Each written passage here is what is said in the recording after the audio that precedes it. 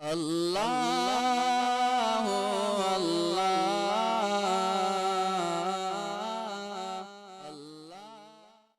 الحمد لله رب العالمين والصلاة والسلام على سيد الأنبياء والمرسلين أما بعد فأعوذ بالله من الشيطان الرجيم بسم الله الرحمن الرحيم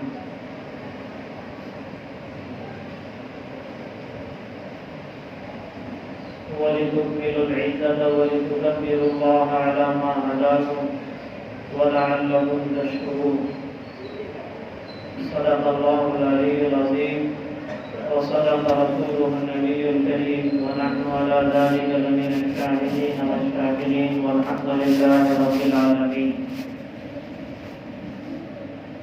آگے آ جاؤ آپ لوگ جتنے سبوں میں بیٹھ گئے تو آرام پیچھے سے آ جاؤ آگے بیٹھ جاؤ یہ آ جاؤ نا آگے پیچھے کیوں بیٹھ سنت تو پڑھنا نہیں ہے کوئی آ جاؤ عرفان بھائی آ جاؤ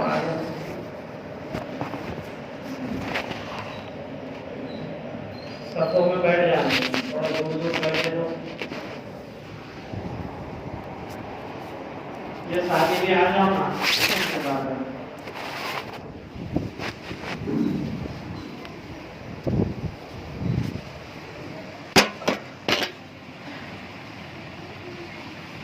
میرے محترم بزرگوں اور عزیز ساتھیوں،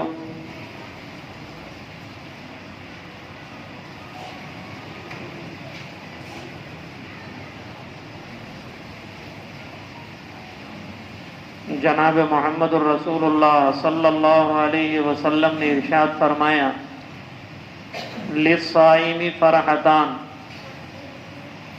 روزے دار کو اللہ دو خوشیاں نصیب کرتے ہیں. چونکہ ایک آدمی محنت مشقت مجاہدہ کرے اور اسے کوئی انعام نہ ملے، اسے کوئی اس کا صلہ نہ ملے، تو آگے چل کر وہ آدمی اس کام سے باز رہتا ہے. اس لیے اللہ رب العزت نے دو خوشیوں کا اعلان روزے دار کے لیے کی. للصائم فرحتان، فرحۃ عند فطرہ، ایک خوشی اس کے افطار کے وقت. افطار سے مراد یہاں پر یا تو روزے کا افطار ہے یا رمضان کے مہینے کے مکمل ہونے کے بعد عید الفطر کا افطار ہے.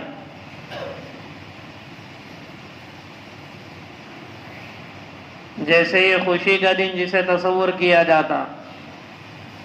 وَفَرْحَةٌ عِنْدَ لِقَاءِ رَبِّهِ، اور ایک خوشی اللہ نصیب کرنے والے ہے جب اللہ سے ملاقات ہوگی. دنیا میں رہ کر تو اللہ سے ملاقات ہونا ناممکن ہے.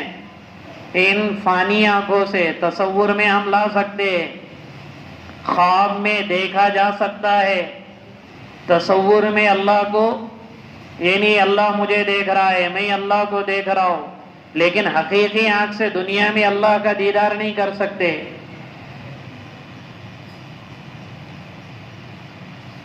ہاں میدان قیامت میں جب اللہ جنت میں ڈال لے گے، اس وقت اللہ کے نبی صلی اللہ علیہ وسلم نے ارشاد فرمایا 14ویں کے چاند کی طرف اشارہ کر کے فَلَا تُضَامُونَ لِرُؤْيَتِهِ، اس چاند کو دیکھنے میں تمہیں کچھ تکلیف اور مشقت ہو رہی ہے؟ صحابہ نے فرمایا نہیں ہو رہی ہے. اللہ کے نبی صلی اللہ علیہ وسلم نے ارشاد فرمایا ٹھیک اسی طرح تم بھی اپنے پروردگار کو جنت میں دیکھو گے. اللہ ہم سب کو دیدار الہی نصیب فرمائے. تو یہ دو خوشیاں روزے دار کے لیے. فرحتن کا لفظ آیا لیکن عید کا دن یہ خوشی اور عبادت سے ملا ہوا ہے. صرف خوشی نہیں ہے بلکہ خوشی کے ساتھ ساتھ عبادت بھی ہے، ورنہ اگر صرف خوشی ہو تو یہ تہوار بن جاتا ہے. گزشتہ کل بھی جو لوگ یہاں پہ تھے ان کے سامنے یہ بات آئی تہوار اور عید میں فرق ہے. تہوار کافروں کا ہوتا ہے، تہوار کا تعلق کفر سے ہوتا ہے. اس لیے تہوار کہتے ہیں اچھل کود کو. جب رسول اللہ صلی اللہ علیہ وسلم مدینہ منورہ میں تشریف لائے تو مدینہ منورہ کے جو مشرکین تھے وہ 2 خوشیاں اور 2 تہوار مناتے تھے، نیروز اور مہرجان کا. موسم ربیع، جب پتجھڑ کا موسم ختم ہو جائے اور پھول اور بوٹے جب درختوں پر آنے شروع ہو جائے اس وقت وہ خوشیاں مناتے، اور جب پتجھڑ شروع ہو جائے تو اس وقت خوشیاں مناتے جس کا کوئی سبب ہی نہیں ہے.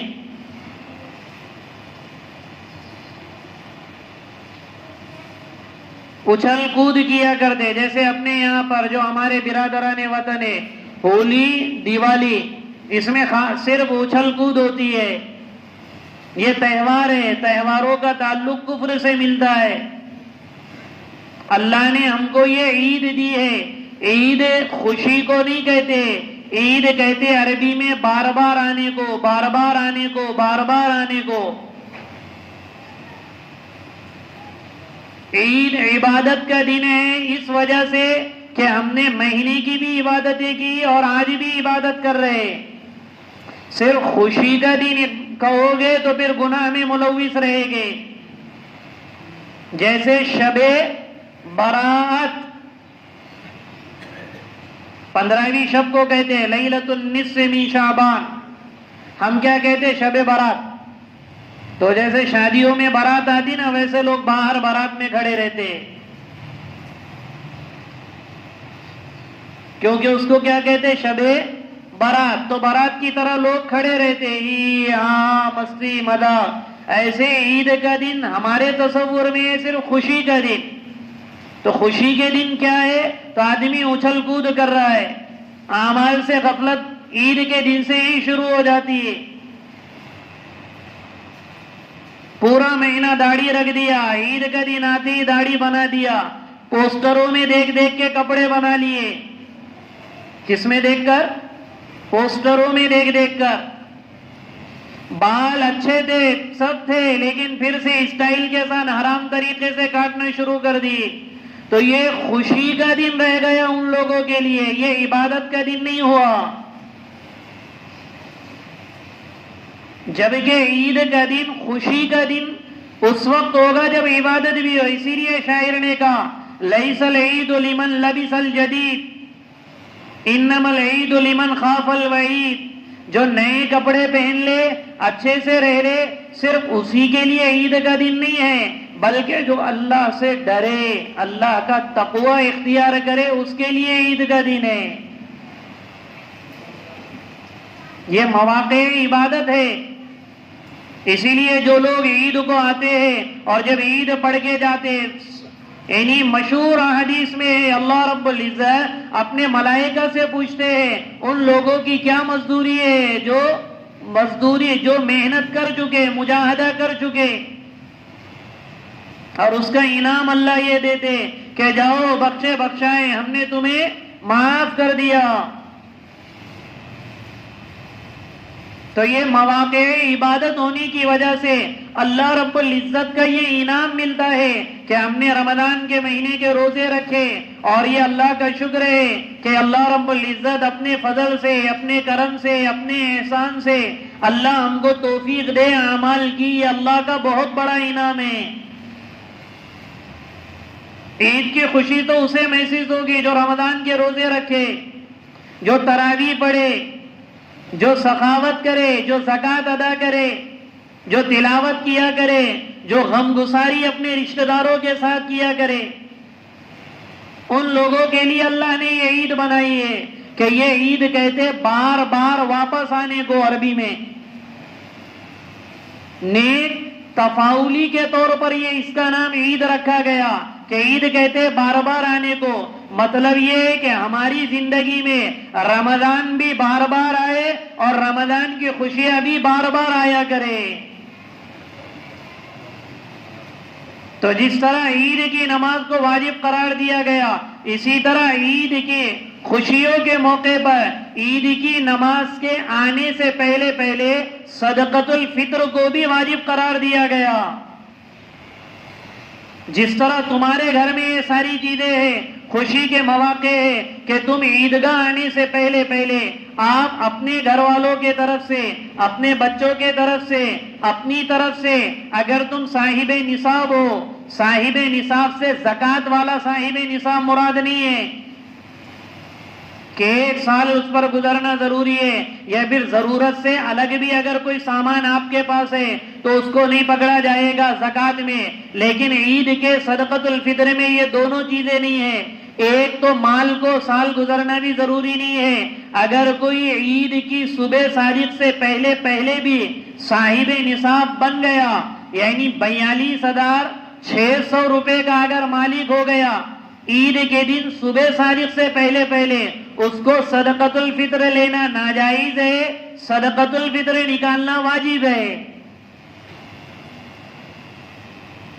اور دوسرا فرق یہ ہے کہ اگر میرے گھر میں اتنا سامان ہے جو روز مرہ کی ضروریات سے زائد ہے، گھر میں قالین ہے جو سال میں ایک مرتبہ نکالے جاتے، گھر میں بڑے بڑے دیگ ہیں جو کبھی کبھار کوئی پروگرام میں نکالے جاتے، ایک مکان کے علاوہ صرف ایک پلاٹ لے کر رکھا ہے، بیچنے کی نیت نہیں ہے، یا کوئی گھر لے کر رکھا ہے، بیچنے کی نیت نہیں ہے، تو اس کو زکوٰۃ میں تو کاؤنٹ نہیں کرتے، لیکن صدقۃ الفطر میں شمار کیا جائے گا۔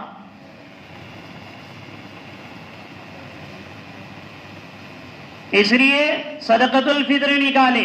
اور یہ نماز کو آنے سے پہلے پہلے صدقۃ الفطر کیوں نکالنا ہے؟ جناب محمد رسول اللہ صلی اللہ علیہ وسلم نے فرمایا صدقۃ الفطر طہرۃ للصیام من الرفث، کہ یہ صدقۃ الفطر جو آدمی نکالتا ہے زکوٰۃ مال کو پاک کرتا ہے، اور صدقۃ الفطر روزے کو پاک کرتا ہے۔ روزے میں، رمضان کے مہینے میں روزے کی حالت میں ادھر کی ادھر کی بات کر لی، کسی کی غیبت کر لی، کسی کو برا بھلا کہہ دیا، کسی پر غصہ ہو گیا، کوئی لایانی زبان سے نکل گئے، رمضان کے مہینے میں کوئی کام کرنا نہیں تھا کر دیا، اب یہ ایک زنگ بھر جاتا ہے روزوں کو۔ اللہ کے نبی صلی اللہ علیہ وسلم نے ارشاد فرمایا اس زنگ کو دھونے کے لیے اللہ نے صدقۃ الفطر رکھا ہے۔ اور دوسرا طعمۃ للمساکین، کہ مسکین، محتاج، فقراء کو جیسے ہمارے گھر میں کچھ کھانے پینے کو ہے تو ان کے گھر میں بھی ہم دیا کرے۔ اللہ نے مالدار بنایا ہے، کشمش کے اعتبار سے صدقۃ الفطر نکالے 3.5 کلو کشمش، جس کی ہمارے زمانے میں تقریباً سادہ سے زیادہ، سادہ بھی اگر کشمش ہے تو یہ 1200 روپے کی قیمت ہوتی ہے، اور متوسط درجے کا اللہ نے بنایا ہے۔ کھجور کے اعتبار سے نکالے 3.5 کلو کھجور تقریباً ہمارے زمانے میں 700 روپے کی ہوتی ہے۔ ادنا سے ادنا کھجور اگر پکڑا جائے، نہ مالدار ہے نہ متوسط درجے کا ہے، ادنا درجے کا ہے، لیکن صدقۃ الفطر واجب ہو گیا تو اس کے لیے بہتر یہ ہے کہ پھر وہ گیہوں کے اعتبار سے نکالے 40 روپے، 45 روپے، 1.25 کلو کے اعتبار سے۔ پیسے نہیں دے سکتے تو گیہوں ہی دے سکتے جو ہمارے گھر میں استعمال ہوتے، لیکن یہ نماز کو آنے سے پہلے پہلے صدقۃ الفطر ہے۔ اللہ کے نبی صلی اللہ علیہ وسلم نے ارشاد فرمایا نماز ختم ہو گئی تو صدقۃ الفطر ختم ہو گیا، صدقہ باقی رہ گیا۔ صدقۃ الفطر ختم ہو گیا، اب صدقہ باقی رہ گیا۔ کیا مطلب؟ صدقۃ الفطر نکالنا واجب تو ہے، لیکن اس صدقۃ الفطر کے جو 2 فائدے تھے، ایک تو مہینے بھر میں جو روزوں کا زنگ ہمارے روزوں پر لگا ہوا تھا، اس صدقۃ الفطر کے ذریعے سے اللہ اس زنگ کو دور نہیں کرے گے، یہ نقصان ہے اس کا۔ اور دوسرا غربا کی جو دعا لگنے والی تھی عید الفطر سے پہلے پہلے، بعد میں اس طرح کی دعائیں نہیں لگے گی جو عید الفطر کے پہلے پہلے لگنے والی تھی۔ اس لیے کہا جاتا کہ رمضان کے آخری عشرے سے ہی آدمی صدقۃ الفطر نکالنا شروع کر دیا کرے، ورنہ عید کی گڑبڑ میں بعد مرتبہ لوگوں کے ذہنوں میں یہ ہوتا ہے بھئی ہم نے تو گیہوں نکال کے رکھ دیے، کھجور نکال کے رکھ دیے، کشمش نکال کے رکھ دیے، ٹھیک ہے عید کے بعد جانے کے بعد دے دیں گے۔ اس سے جیسے زکوٰۃ کا مسئلہ ہے ویسے اس کا ادا نہیں ہوتا ہے۔ زکوٰۃ آپ پورے سال میں بھی دے سکتے، زکوٰۃ ہی ادا ہوگی، اس کی جو برکتیں ہیں، مال کی حفاظت بھی ہوگی، غریب کی ضرورت بھی پوری ہوگی، اللہ آپ کی پکڑ نہیں کرے گا، یہ پورے سال جب بھی آپ ادا کریں گے۔ لیکن صدقۃ الفطر کا مسئلہ یہ ہے کہ عید کی نماز سے پہلے پہلے غریب کے قبضے میں جانا ضروری ہے۔ اگر نہیں گیا تو بعد میں اگر ادا کرے گے تو صدقہ تو ادا ہوگا، صدقۃ الفطر ادا نہیں ہوگا جس کے فوائد ہے۔ اس لیے پہلی چیز تو یہ ہے کہ مسنون طریقے سے چونکہ عید کے ایام، عید کا دن ہم کو گزارنا ہے، دوسری چیز صدقۃ الفطر ادا کر کے ہی آنا چاہیے تھا، جن کا اگر باقی رہ گیا ہے تو وہ بعد میں ادا کرے۔ اور تیسری چیز یہ ہے کہ یہ جو رمضان کے روزے ہیں ہم نے ادا کر دیے، یہ عید کا دن، آج اس کے بعد 6 روزے اور شوال کے آتے ہیں۔ مسلم شریف کی روایت ہے، بعض بیانات میں کچھ لوگوں کے اس طریقے سے بیان گردش کر رہے ہیں کہ شوال کے 6 روزے بدعت ہے، حالانکہ ایسا نہیں ہے۔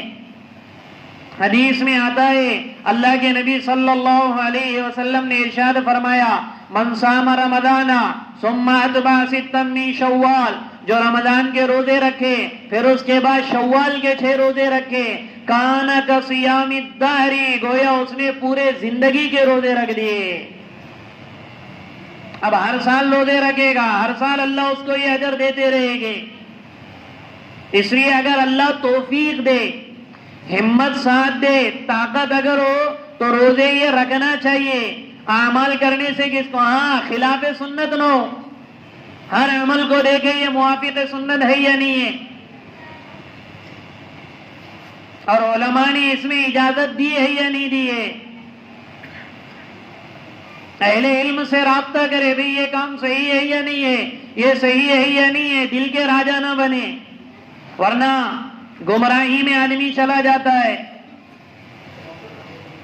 اس لیے ہم اس کا اہتمام بھی کریں۔ یہ عید کا دن، اور چونکہ رمضان گزر گئے ہیں، اب یہ رمضان دیا ہی اللہ نے اس لیے تھا کہ ہمارے 11 مہینے صحیح سے گزرے، دنیا کے ماحول اور دنیا کے حالات ہمارے سامنے ہیں، کیا کاروبار، کیا خرید و فروخت، کیا دین کی محنتیں سب متاثر ہوئی ہے۔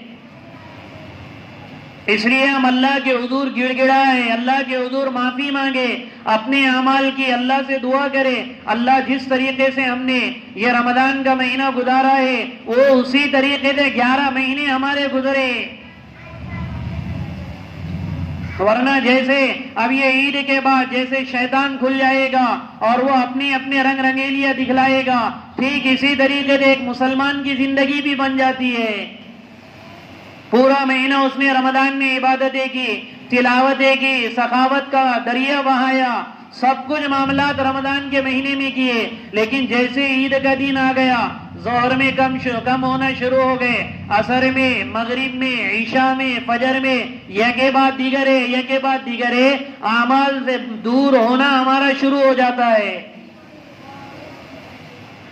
اس لیے ہم اس کا اہتمام کریں کہ اگر میں قرآن پاک کی تلاوت کرتا ہوں، کرتا رہے، تہجدیں میں نے رمضان میں پڑھی، پڑھتا رہے، سخاوت میں نے رمضان کے مہینے میں کی، کرتا رہے، تلاوت میں نے کی قرآن پاک کی، کرتا رہے، سنتیں زندگیوں میں لاتا رہے، مسواک کا اہتمام کیا کرتے رہے، چہروں پر داڑیاں سجاتا رہے، سنت لباس اختیار کیا تھا، سنت لباس اختیار کرتا رہے،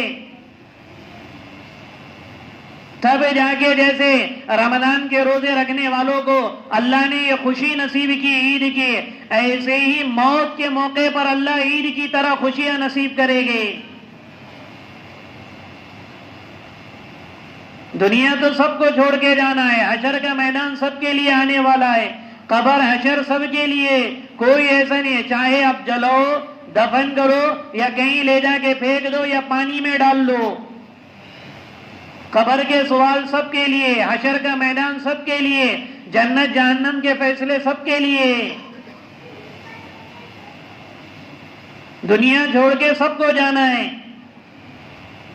اس لیے خوشی کے موقع پر آدمی آپے سے باہر نہ آئے، خوشی کے موقع پر آدمی آپے سے باہر نہ آئے، وہ ساری چیزوں سے پرہیز کرے جو اللہ کے رسول، جس سے اللہ اور اللہ کے رسول کی مخالفت ہو، اور پورے 11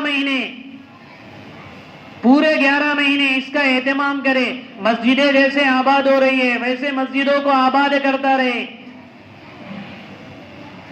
اور اسی کے ساتھ ساتھ چونکہ یہ نماز عید الفطر اللہ نے نصیب کی ہے، اللہ کے نبی صلی اللہ علیہ وسلم کا ارشاد ہے کہ ہر قوم کے لیے کوئی خوشی کا دن ہوتا، ہمارے لیے خوشی کا دن یہ عید ہے جس میں اللہ کی عبادت کی جاتی ہے، اور یہ عید کی نماز کے بعد بخشائے خوشی میں لوگ جاتے ہیں۔ اس کے لیے یہ عید کی نماز بھی رکھی گئی ہے اور اسے واجب قرار دیا گیا۔ جو بالغ ہے، جو پڑھ سکتے ہیں، جو شرائط جمعہ کے ہیں، وہ ساری شرطیں عید کی نماز کی ہے، کچھ فروق کے ساتھ۔ جیسے ایک فرق تو یہ ہے، ارے بھئی آپ لوگ آ جاؤ نا، اے بیٹے اندر آ جاؤ، جگہ اندر بیٹھ جاؤ، ایسا باہر کھڑے باتیں مت کرو، اندر اس میں آ جاؤ، آگے ہو جاؤ صفوں میں، تو پیچھے والوں کو جگہ ملے۔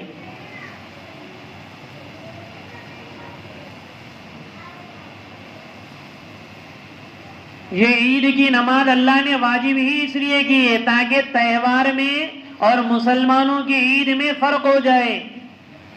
اس لیے مسلمان بالغ عاقل مرد پر اللہ نے عید کی نماز فرض کی، عورتوں پر نہیں ہے، یہ واجب کی ہے، عورتوں پر نہیں ہے۔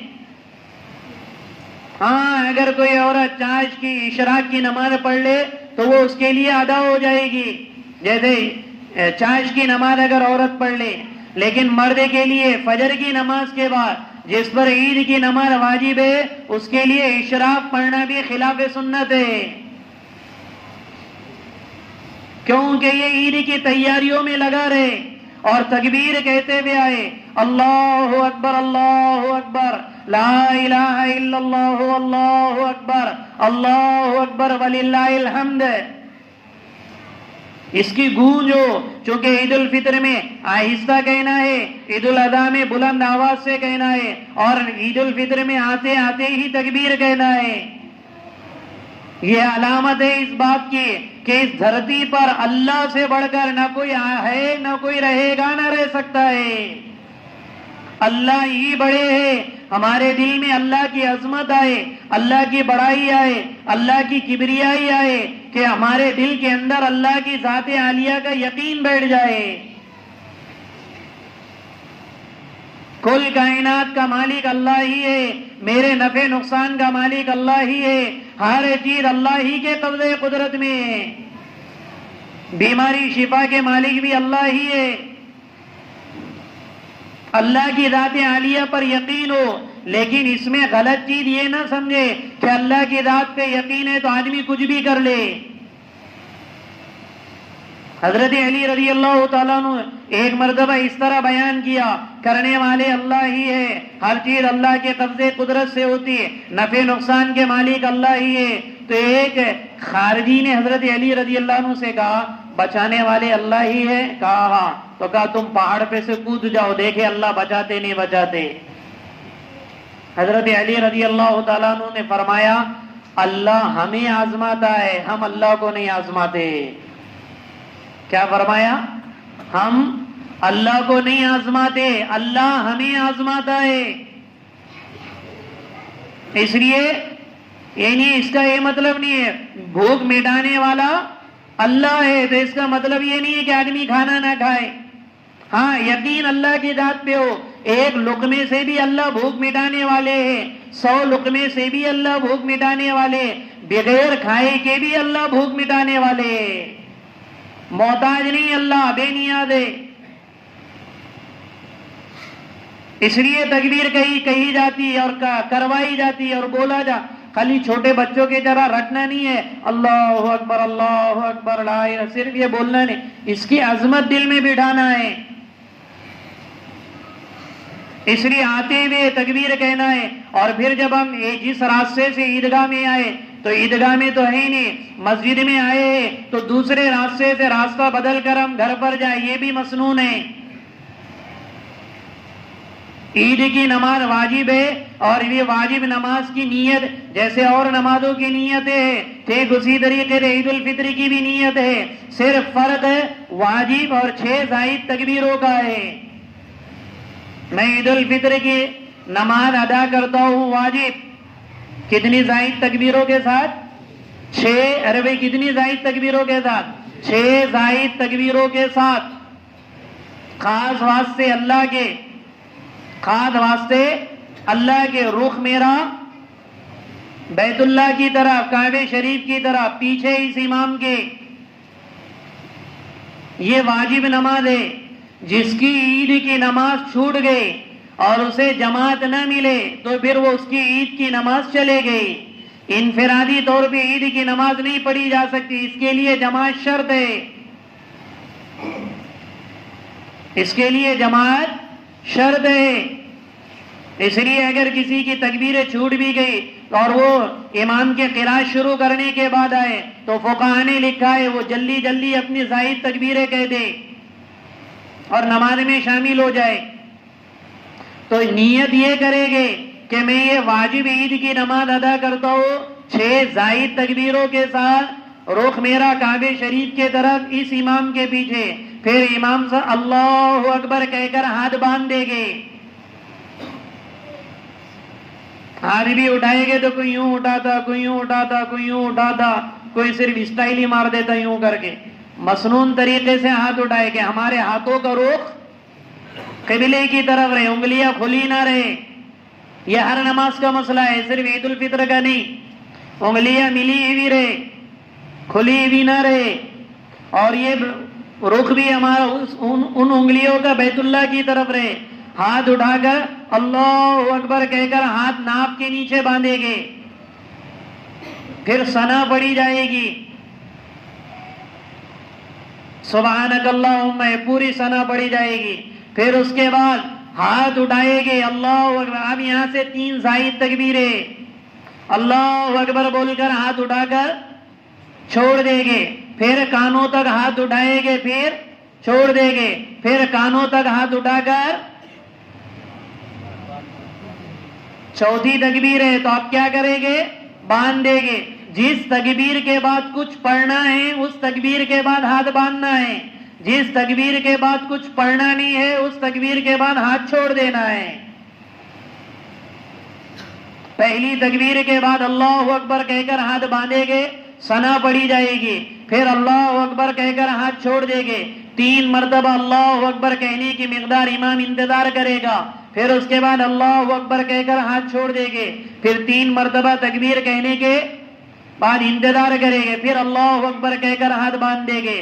قرات ہوگی، پہلی رکعت مکمل ہوگی، دوسری رکعت مکمل ہوگی. پھر دوسری رکعت کے لیے جب قرات سے فارغ ہو جائے گا امام، اس کے بعد اللہ اکبر ہاتھ کانوں تک لے جا کر پھر چھوڑ دینا ہے. پھر اللہ اکبر ادھر دیکھو، اللہ اکبر کہہ کر ہاتھ اٹھا کر کیا کر دینا ہے؟ چھوڑ دینا ہے. پھر اللہ اکبر کہہ کر ہاتھ اٹھا کر چھوڑ دینا ہے. چوتھی تکبیر میں اللہ اکبر کہنا ہے لیکن ہاتھ نہیں اٹھانا ہے، ڈائریکٹ رکوع میں چلا جانا ہے. پھر 2 رکعت نماز ہوگی، دعا ہوگی، دعا کے بعد خطبہ ہوگا.